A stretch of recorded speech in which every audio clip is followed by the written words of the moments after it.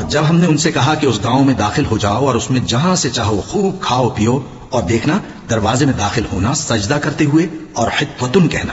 ہم تمہارے گناہ معاف کر دیں گے اور نیکی کرنے والوں کو اور زیادہ دیں گے، تو جو ظالم تھے انہوں نے اس لفظ کو جس کا ان کو حکم دیا تھا بدل کر اس کی جگہ اور لفظ کہنا شروع کیا، بس ہم نے ان ظالموں پر آسمان سے عذاب نازل کیا کیونکہ نافرمانیاں کیے جاتے تھے۔ اور جب موسیٰ نے اپنی قوم کے لیے ہم سے پانی مانگا تو ہم نے کہا کہ اپنی لاٹھی پتھر پر مارو، انہوں نے لاٹھی ماری تو اس میں سے 12 چشمے پھوٹ نکلے اور تمام لوگوں نے اپنا اپنا گھاٹ معلوم کر کے پانی پی لیا۔ ہم نے حکم دیا کہ اللہ کی عطا فرمائی ہوئی روزی کھاؤ اور پیو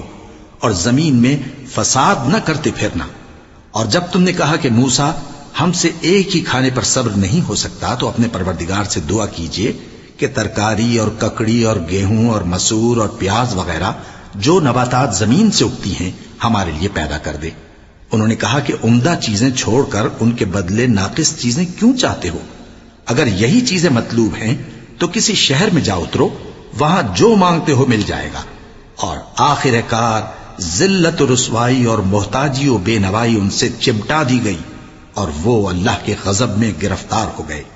یہ اس لیے کہ وہ اللہ کی آیتوں سے انکار کرتے تھے